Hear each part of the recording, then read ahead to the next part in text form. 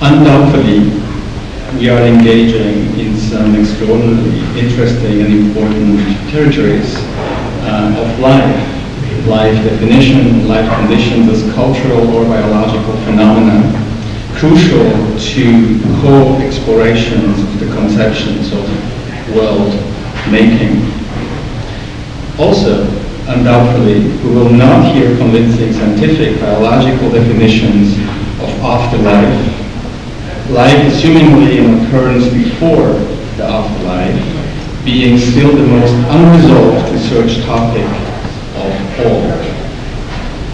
Generating the most outreaching research mankind has and is pursuing. Endless star and outer space programs, search for alien, monsters, saucers, huddled in the infinities of outer space and in the minuscule of nano and biotechnology. In the name of these research programs, say astrobiology, the NASA program for research for life in outer space, the study of origins, evolution, distribution, and the future of life in the universe, so in physics, in nuclear, collision, and fusion technology, and biology in STEM, cell research, creating, designing synthetic life forms, unknown database, biochips, and DNA computing. All still without any coherent concepts in regard to the mystery of what we are. So far, mankind has not been able to come up even with glimpses of what life is. Speculations, the many, in the matrix, or in ubiquitous computing, or superstring theory. Einstein believed that there is an all-universal law that would explain all life. He never succeeded. On its polarity, death, or lifeless, is even more inexplicable. Does the lifeless body matter, or does it exist at all? Or are pathological conditions yet another undiscovered layer of life forms assumed or symbolically transported in the architectures of necropolis? The practice of design naturally adheres to language systems, grammatologies, and visual cultures encoded in quantified entities and operations. These design operations have become scapes, maybe metascapes, interactive, communicative neural systems, increasingly interwoven, resulting in complex systems, synthetic performances, neobodies, neo-bioagents, neo-life, defining the trajectories of human to post-human evolution and the depth of synthetic life, intermingling with what we know the least about, life. Questions of architecture? Undoubtedly, architecture is the conception of neural structures of new worlds, physical, virtual, and in between all the imaginable life forms. Eugene Thacker is an associate professor in School of Literature, Communication, and Culture at the Georgia Institute of Technology. He studied and teaches continental and post-continental philosophy, science fiction and horror, media and science studies. Emphasis lies, as far as I could identify, lies in critical theory and literary theory. His recent syllabi, I should mention, are provocatively inspiring, and I would wish they would pop up amongst our programs. Supernatural horror, biomedicine and culture, the end of the world, good evening, and haunted media. I should also mention his recent 4 best-known publications are titled equally evocative: Afterlife, The Anima and Unhuman Politics, Swarming, Number versus Animal, Doers and New Technology, 9 disputations on theology and horror, Biophilosophy for the 21st Century, Critical Design, Digital Studies. Please join me in welcoming Eugene Thacker.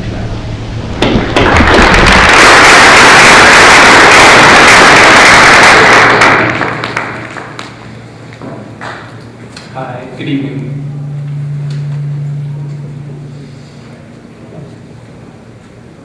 It's been quite a few years since I've been to LA, even though I originally grew up on the West Coast in Seattle.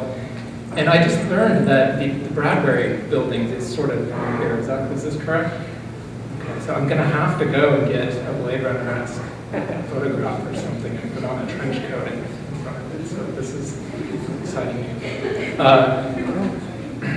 I'm also somewhat of a bibliophile, so whenever I go somewhere, I try to find the best used bookstore in the area, so I'm open to any suggestions. I figure if anybody would know, it would be somebody in this audience, so please let me know where I can find a good used bookstore. First, thank you very much for that introduction. That really, I thought, framed the discussion in an excellent way.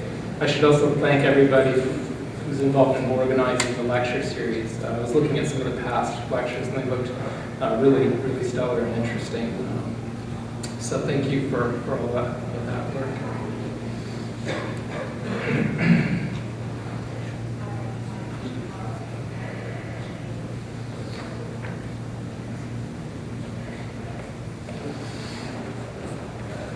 So what I'm going to do today is, basically go over a philosophical problematic, but I'm going to do it sort of through the side door using some different examples. A lot of my background's in continental philosophy and comparative literature, and so that's sort of how I approach a lot of things, whatever they happen to be.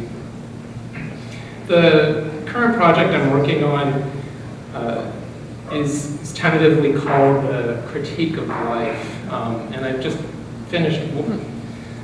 You know, it's so easy to dream up like projects that have multiple volumes and all these things you plan to do, so I'm not going to, but I've just finished one part of that, which is a book called Afterlife, and so I'm going to go over some of that material today.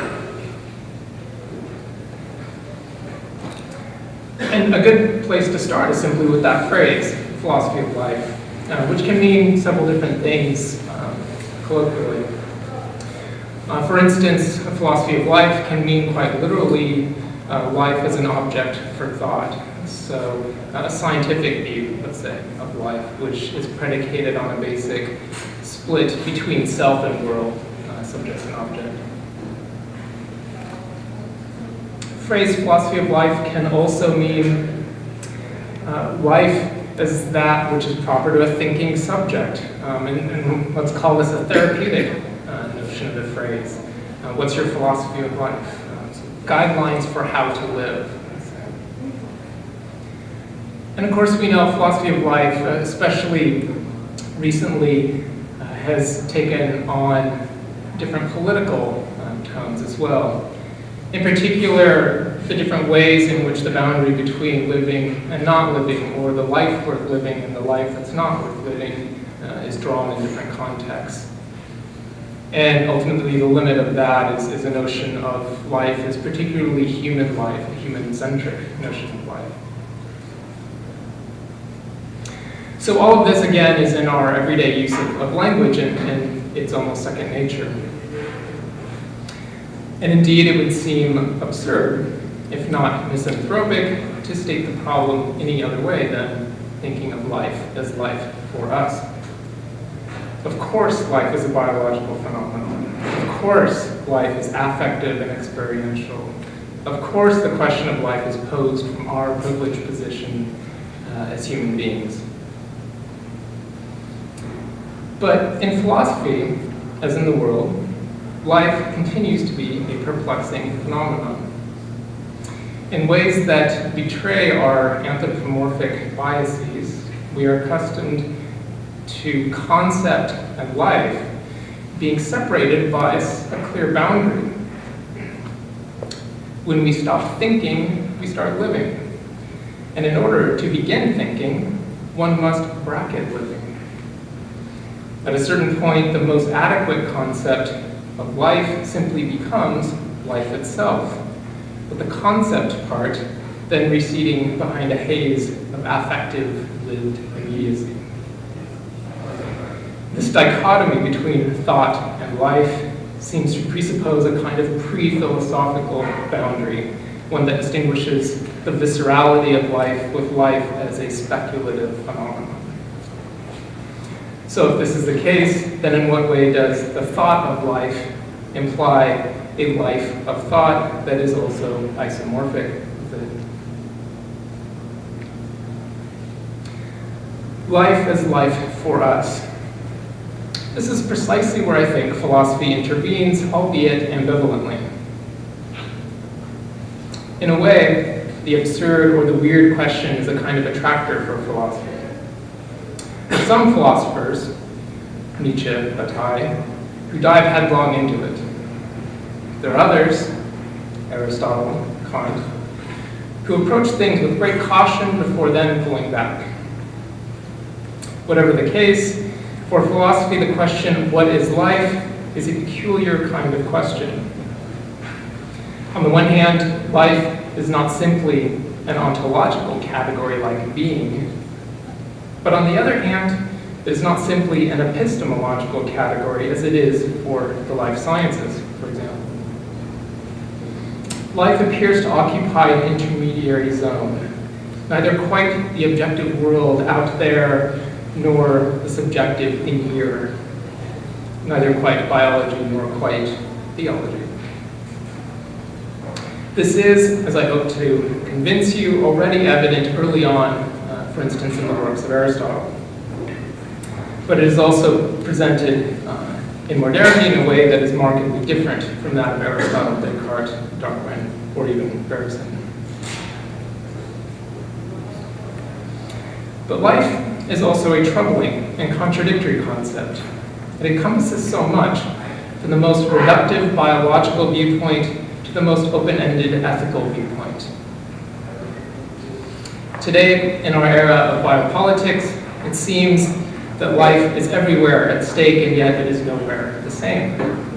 The question of how and whether to value life is at the core of contemporary debates over bare life, the state of exception, and so on. At a more basic level, in our scientific worldview, it seems that life is claimed of almost everything, and yet life in itself is nothing. We live in an era that is witnessing the creation of previously impossible life forms in the lab. And while biologists continue to debate whether a virus is living or non-living, advances in genetic engineering and artificial life have, in different ways, deconstructed the notion that life is exclusively natural or biological. Finally, we also live in a time in which the idea of extinction, that is, the absolute negation of life, is evoked in our awareness of events that take place at the micro level and the macro level. The increasing frequency of global pandemics, new biopolitical modes of production, and the prevalence of natural disasters. These are all events that are at once local and global, molecular and planetary. While human beings are obviously involved in such events, there's also a sense in which these events lie beyond human comprehension. In short, life seems human-centered, and yet it is also oriented towards the unhuman. So there's a sense in which the major problems concerning life has to do not with this or that definition, but with a certain plasticity to life, sort of metamorphic and shape-shifting quality that is also exhibited in all the ways in which we use the term. So what I would like to do tonight is to present a series of questions. And these questions can be looked at as challenges for thinking the concept of life today. What must already be given in order for the concept of life to be thought at all? In short, is there an a priori of life that signals both the moment it becomes a matter of ontology and the moment it slips beneath the radar of ontological thinking? And so we'll start with the first question. What are the conditions of possibility for thinking life? What is the minimal ground of intelligibility to even have have a concept of life.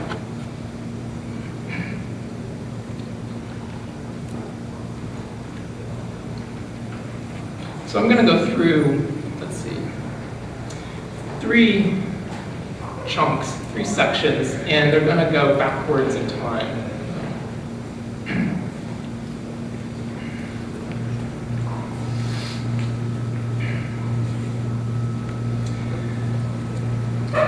So, arguably, if anything characterizes contemporary thinking about life, it is that life ceases to be thought exclusively in terms of a fixed, transcendent essence, one that is determinately inscribed within the creature or the organism or the cell. In its place, what has gradually emerged is the idea of a life that is radically distributed, disseminated, and dispersed, both in terms of its spatial topography and in terms of its temporal causality. Here, life is not simply this or that particular animal or living organism, nor is it reducible to this or that life substance, whether one defines that substance as an immortal soul or the molecule of DNA.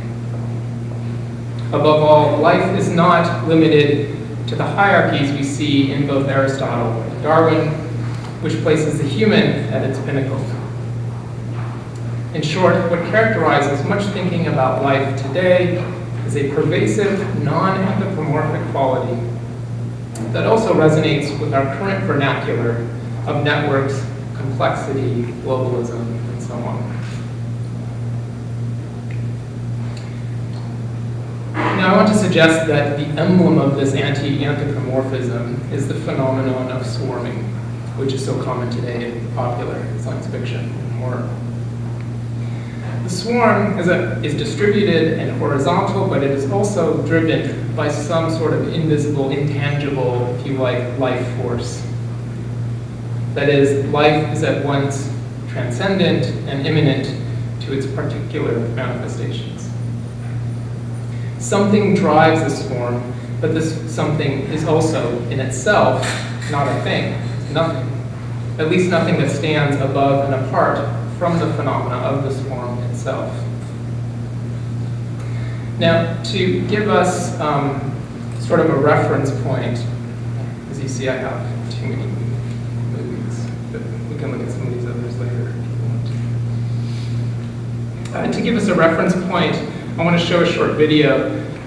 This is without sound. I'm just going to talk over it a little bit. So when I say swarming, we all have a common reference point. This is from a PBS documentary a few years ago about the Kalahari Desert, and it had one section where it talked about starling flocks, which are not exclusive to that region. I don't know if there are any around here, but they're quite common, and they vary in terms of the numbers and the sizes, but I'm going to go ahead and play.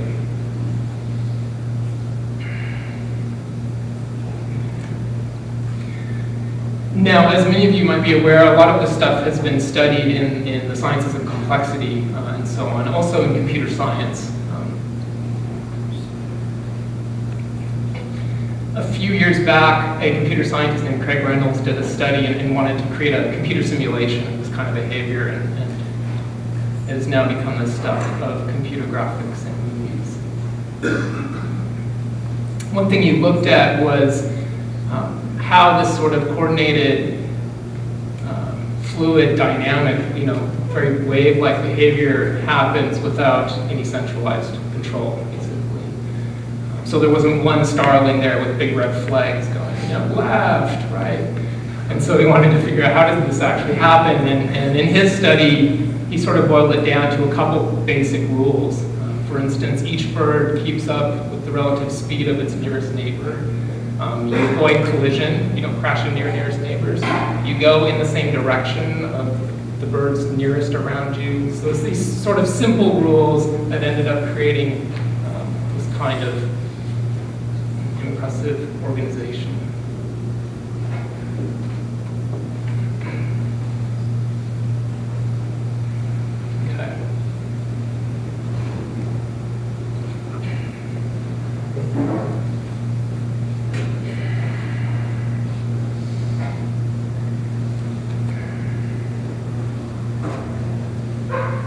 So with this example in mind, we should also mention other examples. For instance, flocking behavior in bats, schooling in fish, and of course the many examples of insect swarms, ants, bees, wasps. So let's provisionally refer to this as quote-unquote a biological model of swarming. And while swarms like this repeatedly make appearances, as I said, in popular culture, the idea itself can be traced back to antiquity. In the earliest observations of natural swarms, for instance, in Aristotle's Historia Animalium, and also in the representation in classical drama. For instance, one thinks of Aristophanes' play The Wasps, or even the representation of the Furies in the Oresteia. However, it isn't until much later that a more cohesive biological approach to swarms begins to be established. The groundwork, the beginning of this, is laid out in 18th century natural history. For instance, the Comte Buffon devotes an entire volume in his natural history to the study of birds, although the study of flocks as a whole recedes behind the observation of individual bird species. An important move towards studying swarms in their own right was made in the work of William Morton Wheeler, the 19th century naturalist, who used the term superorganism to describe ant swarms. Wheeler's 1911 essay, The Ant Colony as an Organism, repeatedly describes a kind of life that is not just the life of the individual animal, the individual organism, but a life of the collective organization of those organisms.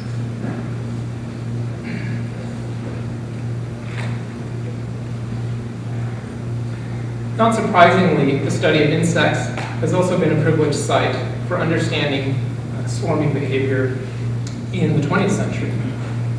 For instance, the work of E.O. Wilson, who argues that swarms are a more top-down phenomenon, and the work of Deborah Gordon, who argues against Wilson that they're more bottom-up, are both noteworthy.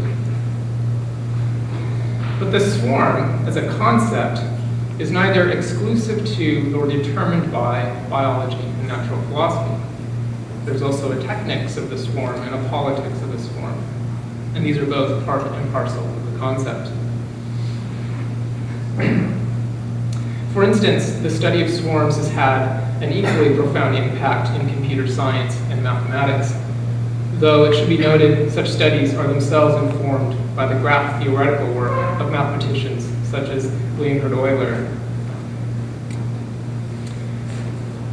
Here are the authors of the contemporary textbook, which is titled Self-Organization in Biological Systems. And here they're describing the swarming behavior of army ants. Quote, in self-organizing systems, pattern formation occurs through interactions internal to the system without intervention by external directing influences, end of quote.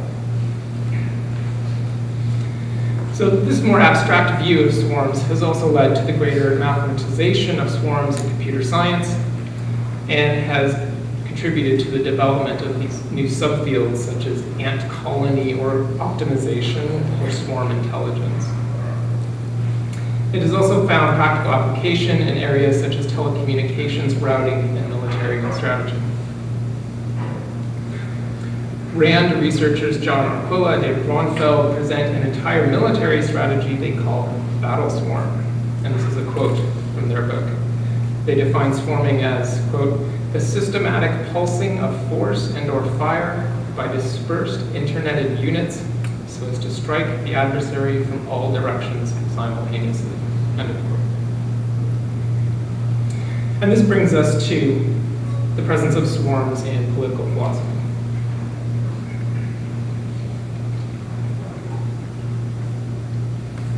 I mentioned that Aristotle, in some of his natural history book, has some interesting things to say about swarms. And they're interesting because of their political ramifications. Many of you might know the famous phrase that comes from the Politics, where Aristotle describes human beings as political animals. But it's important to remember that whole sentence, actually, which is this. He says, now, that man is more of a political animal than bees or any other gregarious animals is evident, but he is unable to live in society, or who has no need because he is sufficient for himself, must be either a beast or a god. He is no part of the state. So Aristotle's description of human beings as political animals is explicitly contrasted to that of insects and social behavior in insects. I'd like to read to you a short quote where Aristotle describes swarming in insects. This is from Book 9 of the Historia Animalia. Quote, "The drones, as a rule, keep inside the hive. When they go out of doors, they soar up in the air in a stream, whirling round and round in a kind of gymnastic exercise. When this is over, they come inside the hive and feast themselves. They say that if a swarm goes astray, it will turn back upon its route and by the aid of scent seek out its leader. It is said that if he is unable to fly, he is carried by the swarm, and that if he dies, the swarm also perishes. And that if this swarm outlives the king for a while and constructs honeycombs, no honey is produced and the bees soon die out." So as you can see, a cluster of interesting political metaphors already early on that Aristotle's using to describe swarms. Interestingly enough, it is passages like these that Hobbes picks up in the Leviathan. There's a quote from Book 2 of the Leviathan. Hobbes says, quote, "It is true that certain living creatures, such as bees and ants, live sociably with one another, and are therefore by Aristotle numbered amongst political creatures, and yet they have no other direction than their particular judgments and appetites, nor speech, whereby one of them can signify to the other what he thinks expedient for the benefit of all." Now, interestingly enough, this is repeated later on by Marx in the Grundrisse, and the comparison he makes is not about social behavior, but about labor. And this is what he says. He says, quote, "We presuppose labor in a form in which it is an exclusively human characteristic. A spider conducts operations which resemble those of the weaver, and a bee would put many a human architect to shame by the construction of its honeycomb cells." This is Marx, not me. "But what distinguishes the worst architect from the best of bees is that the architect builds the cell in his mind before he constructs it in wax. At the end of every labor process, the result emerges which had already been conceived of by the worker at the beginning, hence already existed ideally." Okay. So there's Marx on architect's brain.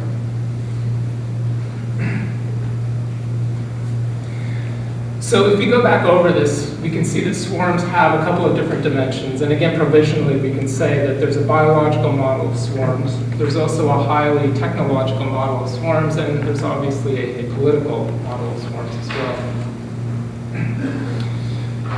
If we take all this into account, we can notice a few commonalities in the concept of a swarm in each of those examples. First of all, you have multiple individuated units.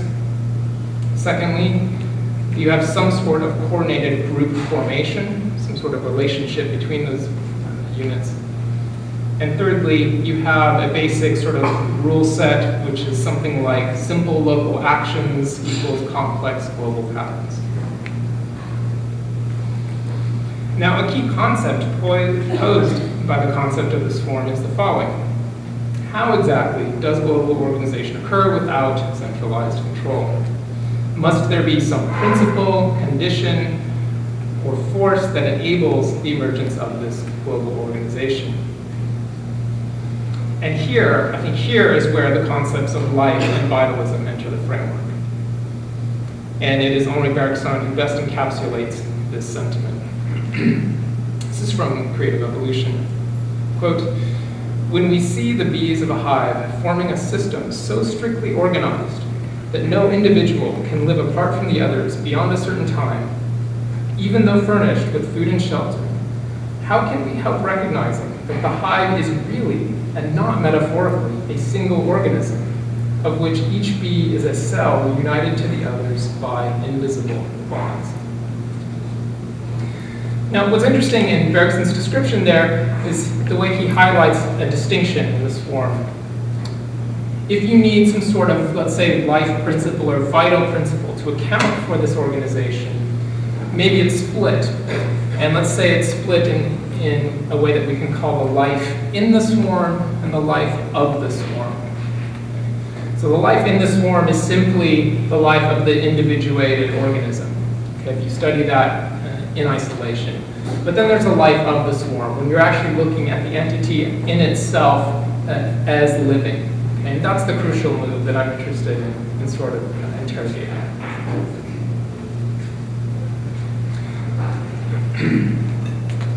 Now this idea, the life of the swarm, this highlights a shift in scale. These examples that we've looked at, these examples of swarming, they present to us cases that are at once above and below the scale of the individual human being.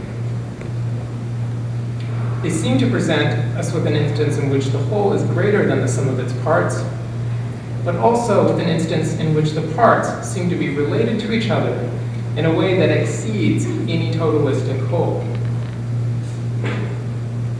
Such examples are at once too big in that we strain to find the edges or the circumference of the swarm, but they're also too small in that we again strain to discern all the minute multiplicity of interactions that occur.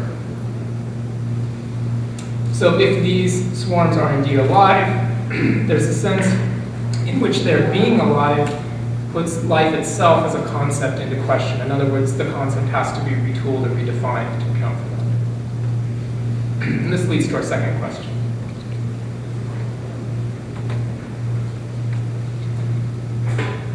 If there's a kind of shift away from a concept of life that needs some sort of transcendent essence, does that mean that we're moving towards a concept of life that needs to be identical or isomorphic with some concept of imminence? Does a thought of life require an identity between life and imminence? If there's no essence governing things outside from above and it's completely within, does that mean that we've shifted terms?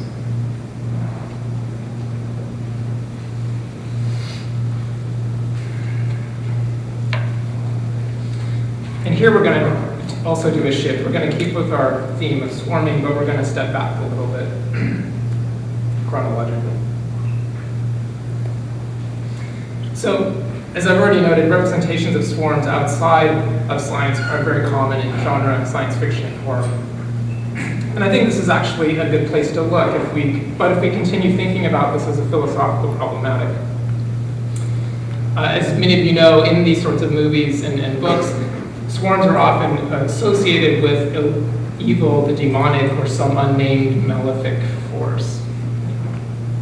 For instance, I don't know if anybody has seen any of these movies, but they're actually worth seeing. They're interesting movies.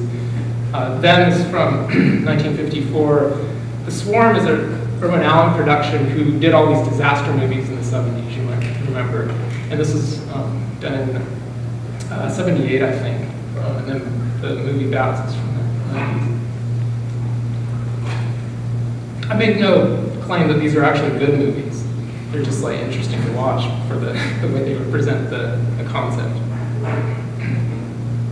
Now, in these popular representations, sometimes swarms are actually composed of animals. So the numerous sort of revenge of nature films that you see are along these lines.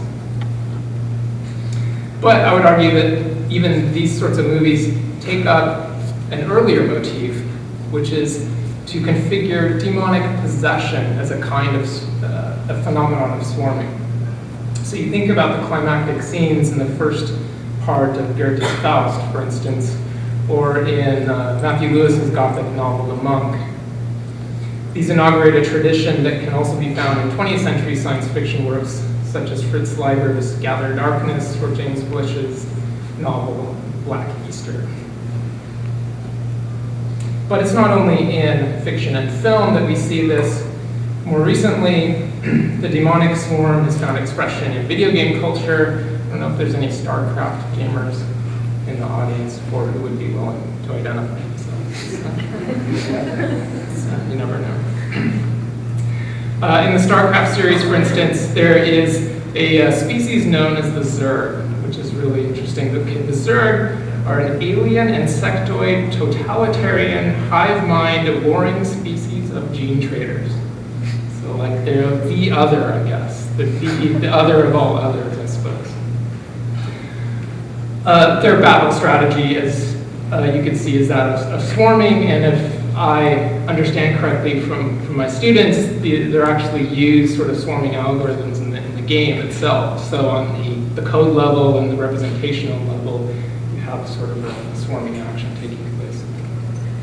Examples like these are interesting to me because it makes me think of the earlier descriptions of demonic possession.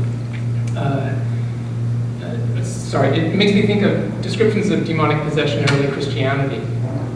One of the most famous examples is the I Am Legion passage where Jesus performs an exorcism. It appears early on in Mark, but it's repeated in Luke again.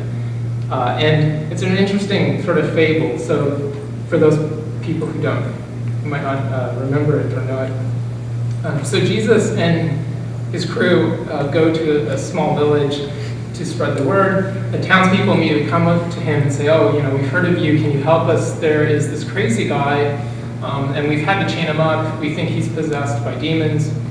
He seems to spend all of his time in the cemetery, and when they do chain him up, he's so out of control he breaks free of his chains and so on. So Jesus says, don't worry, we'll take care of it. And in these passages, he's very explicitly described as a healer. So if you want to look at it from a very modern standpoint, there's also this sort of medical contagion aspect at play as well.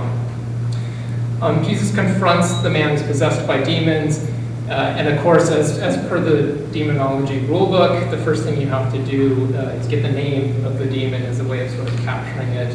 Jesus commands, through the man, the name of the demon, and the reply that comes by. It's different in the different passages, but in one of the passages, the reply that comes back is, I am legion, for we are many. Okay, so there's a multitude of living beings in this one human living being. Okay. And at that point, Jesus performs the healing / exorcism, and he casts the demons out into a herd of swine in a neighboring field. And then when that happens, the swine aren't really happy and they go crazy and are driven off the cliff to their apparent demise. So that's finished. It takes care of that. But the fable's not over because the townspeople witness this and they say, listen, we're really thankful for what you did, but can you leave? Because they're freaked out. They're actually frightened and scared about what happened, and they actually ask him to leave in not so many words. So these sorts of fables are interesting to me because they present swarming in a layered way. You have a very literal kind of swarming of many demons occupying one living body.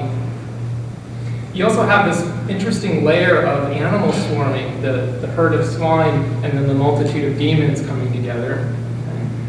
And then lastly, you actually have a different kind of swarming, which is like word of mouth, basically. Word gets around.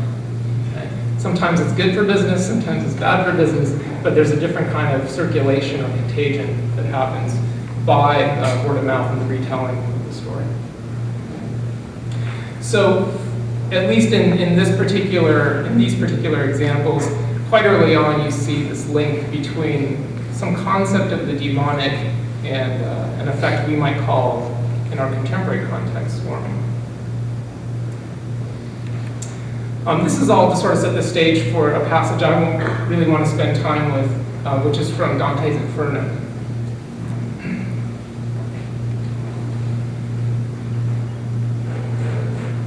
Those of you that have read the Inferno know that the entire thing from top to bottom is filled with demons and creatures of all types. It's a veritable sort of encyclopedia.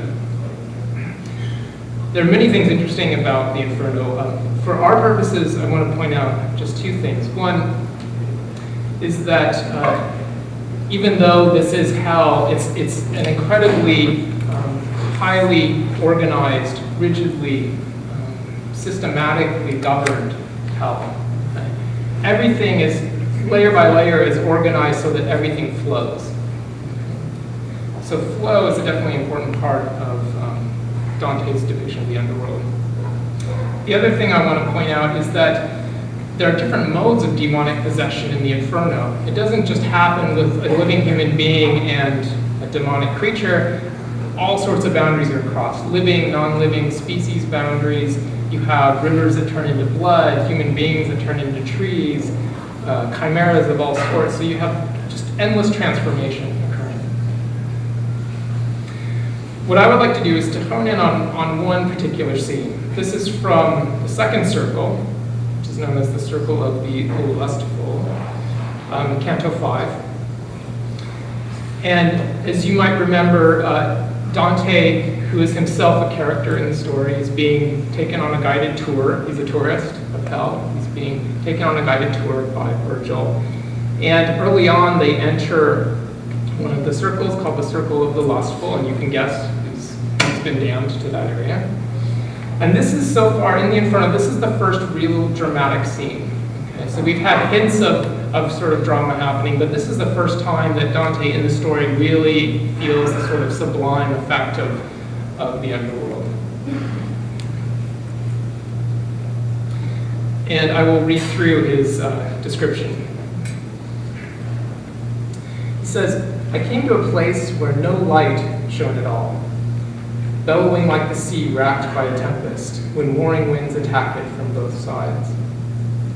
The infernal storm, eternal in its rage, sweeps and drives the spirits with its blast. It whirls them, lashing them with punishment. When they are swept back past their place of judgment, then come the shrieks, laments, and anguished cries.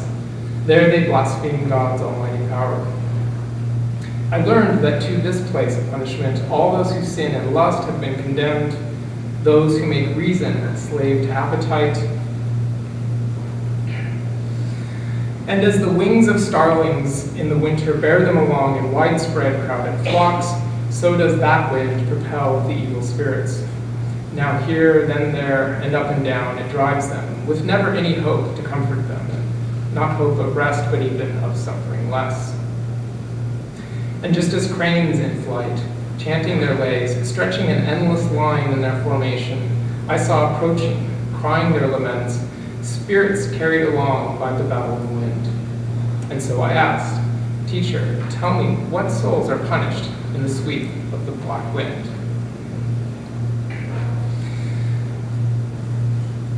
Now, Dante's Inferno and the entire Commedia have inspired many artists to do visual renditions of the more dramatic scenes. Some of my favorite are the ones by Gustave Doré, done in the 19th century. One of the passages I just read, Dante describes a starling flock, perhaps similar to the one we saw at the beginning. But then in the second description, he describes a flock of cranes, and these are much more ordered, as in a single line of flight. And this is perhaps what Doré is depicting here. This is perhaps the first scene, the starling flock. Now, when you take when you do the Inferno in a class, in an English class, you don't pay attention to this stuff. What you pay attention to are the two figures in the foreground, Paolo and Francesca, because they emerge out of that sort of swarm to tell their sad story of how they became damned in hell. But I'm actually interested in all the stuff that happens in the background, the more ambient part of that, and the depiction of the swarming. Dante in the poem is so overwhelmed by the sort of movement of the swarm that he swoons and he actually passes out. You see him laid out there at the bottom, and Virgil's kind of looking over him. Okay. So it's a very affective kind of thing. He underscores this. It's an affective kind of phenomenon. Now, what's interesting is that this is not the only place in the Commedia that Dante's represented a swarm-like behavior. You also see it, interestingly enough, in heaven, in Paradiso. And this is one depiction near the end of Paradiso, the vision of beatific light surrounded by a multitude of angels.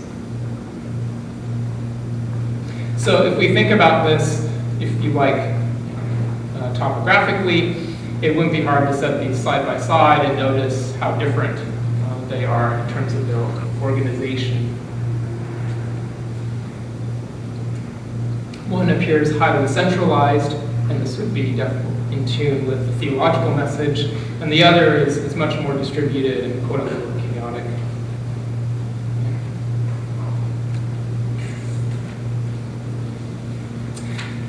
But this is too easy.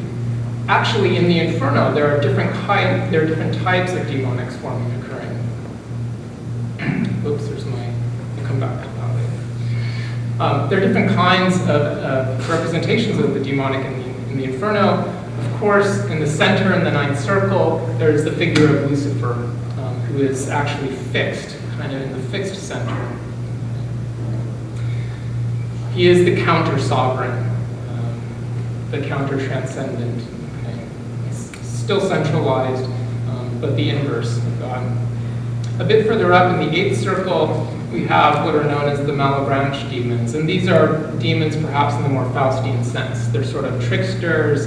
They're just following orders. They like to mess with you. They're kind of prodding you in different directions. Okay, so they're highly decentralized mode of organization. Now these two, Lucifer and the Malebranche demons, the centralized and decentralized, stand in contrast to me to the circle of the lustful.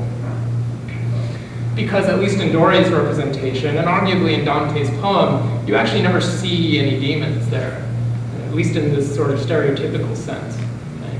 We're made to believe that the flowing bodies and the wind and the entire environment is sort of all one entity.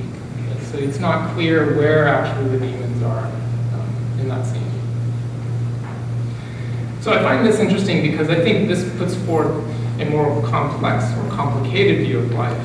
Not transcendent cause, not an emanating or radiating flux, but a notion of life that is fully immanent, but at the same time never full, never a discrete thing.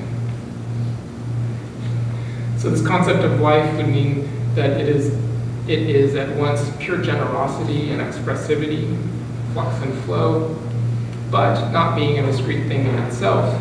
It is also pure emptiness and void. So the depiction of the demon in terms of swarming raises another difficulty with regard to the concept of life that we've been following here. With the swarm, in the earlier examples, the primary challenge was how to account not just for the life in the swarm, but the life of the swarm.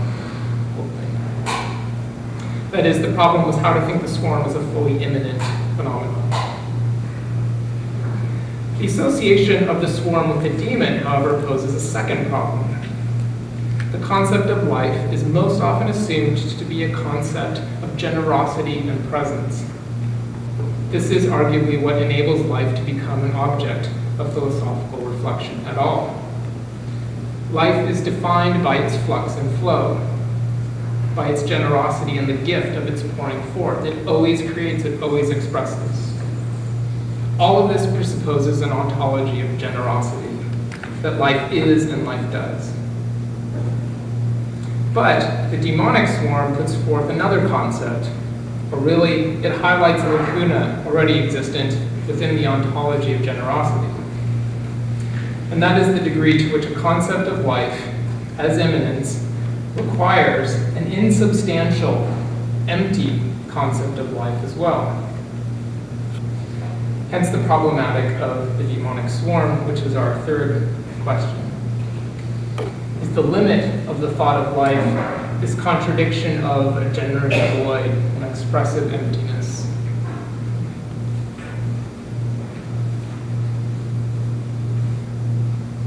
And this takes us back a step further to Aristotle.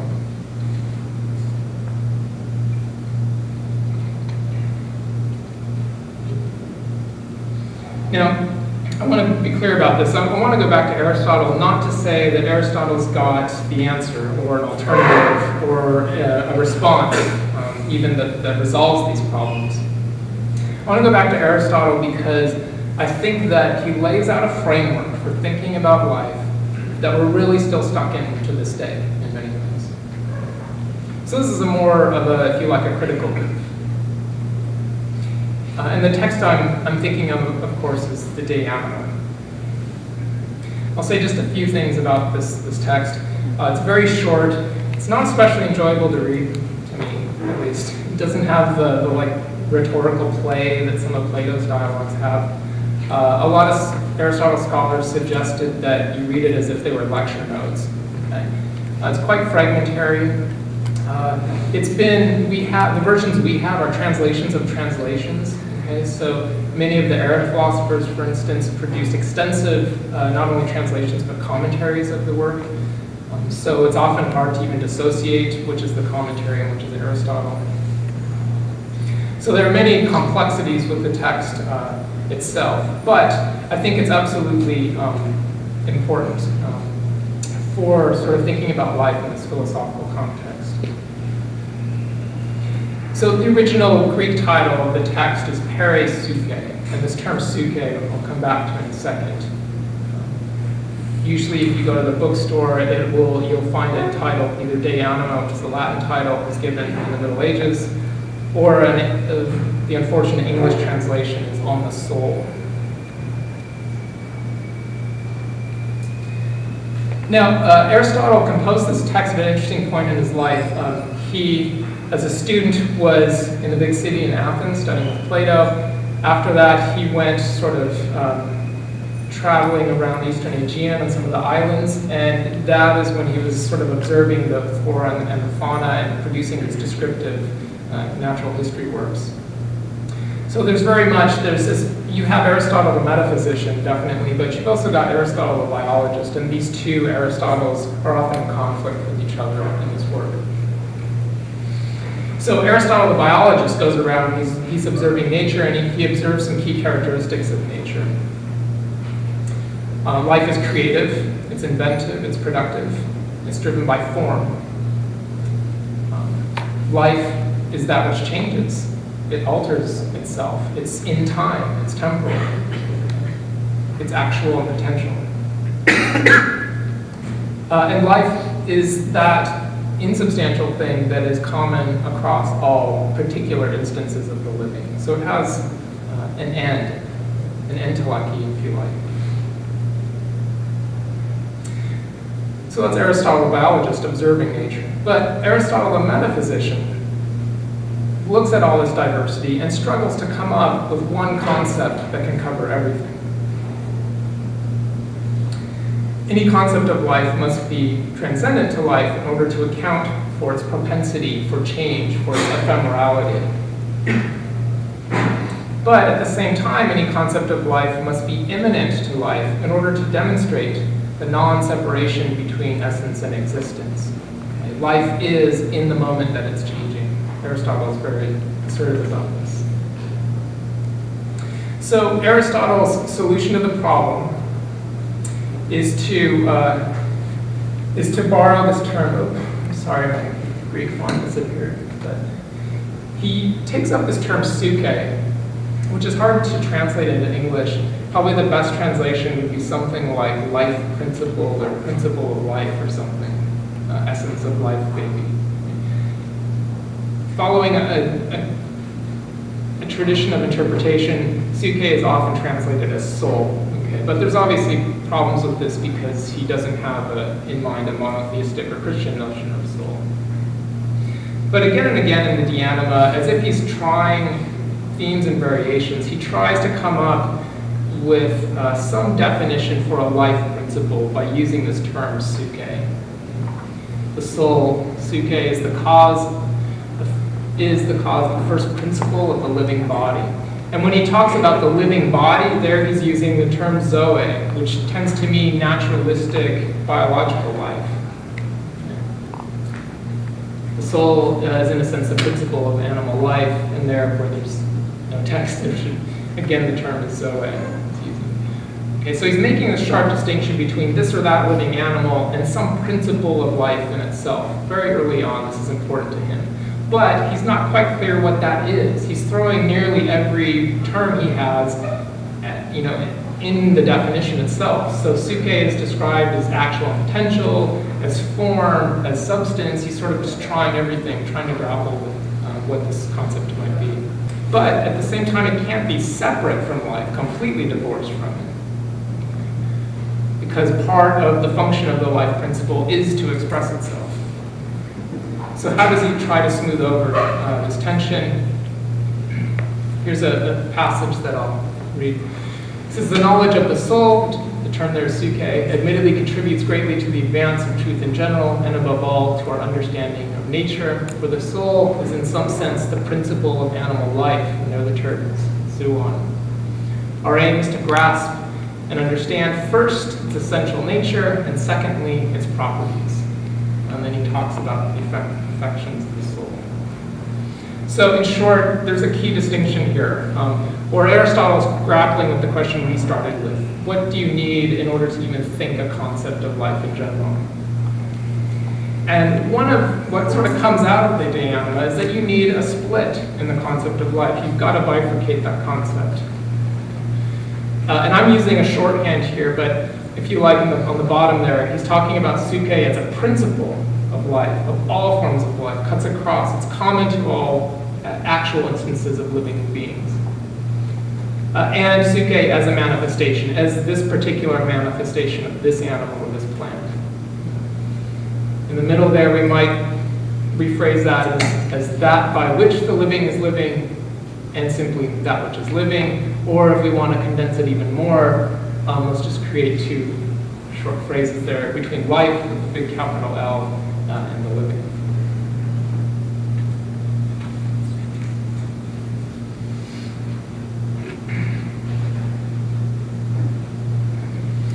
And this is the fourth question that I want to raise.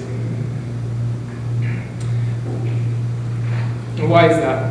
Well, because on the one hand, Aristotle puts forth these twin concepts that are required for any ontology of life, the life principle and the distinction between life and the living. But immediately when you think about this, a number of contradictions come up.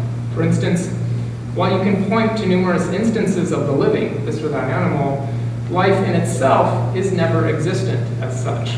You can't point to life as you point to this plant or this animal.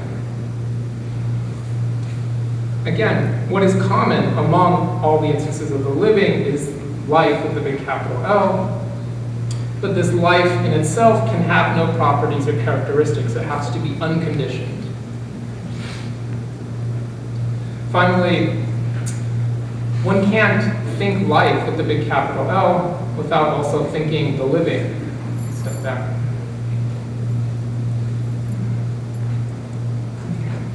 Aristotle says you need the split to think life. Okay, so there is a distinction.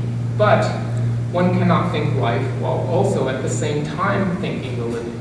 Okay? So a rather confusing message comes forth, like they're separate, but they're not separate. Okay? It is something, but it's not something.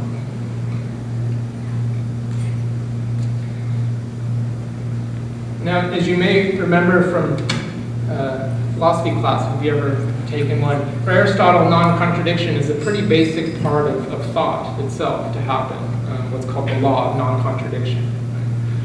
So contradiction is sort of bad for Aristotle, for adequate thought to happen. Yet, when you look through this text, what you see again and again and again are contradictions when he tries to articulate this concept of life.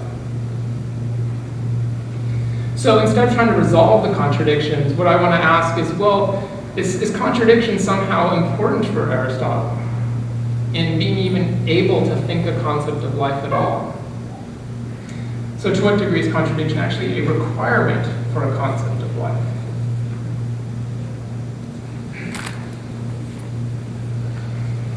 And this is what I'll close with.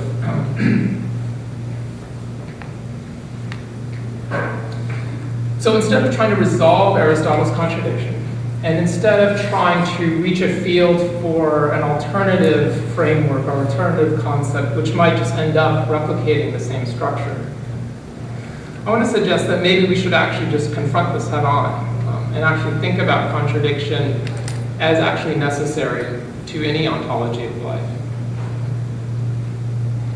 And if we shift our position just a little bit, we realize, of course, that this is what the tradition of supernatural horror has been doing for many years. For example, you pick up any of the stories of H.P. Lovecraft, they're not monsters in there. They're not monsters in the genre horror sense. They're actually forms of life that characters don't even know what to name. A phrase that recurs in many Lovecraft stories is the nameless thing. Ambrose Bierce has a great story called The Damned Thing. So the monsters, the creatures, the life forms in these stories are interesting not because you can't categorize them, they don't fit this or that species. Okay, that's an epistemological issue. The creatures in this story are actually, the characters don't even know how to comprehend them. They can't think them, actually. It's a limit of thought. This is what Lovecraft calls cosmic horror. The creatures result from a possibility of a logic of life that is absolutely inaccessible to the human. So it's not that there's no order to life. In Lovecraft there is, it's just that we can never know it. So you're sort of absolutely foreclosed to that. And contradiction is a big part of that in those stories. So when I talk about in the title Aristotelian sort of bio-horror, that's slightly tongue-in-cheek, but only slightly. If we were to, what would happen if we were to actually develop these contradictions at the core of Aristotle's project and follow those conclusions, however weird or bizarre, and to think about psyche and this distinction between life and living as actually dependent on contradiction.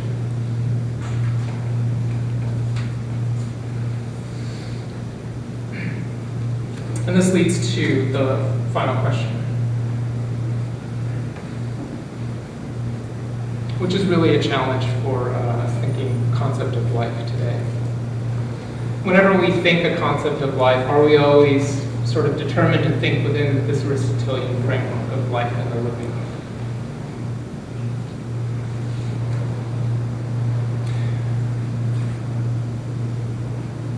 One of the challenges implied in this is to refuse a dichotomous concept of life, caught between the poles of reductionism and mysticism, the scientificity and the religiosity of life, the empirical and the romantic notions, okay, to sort of refuse that split.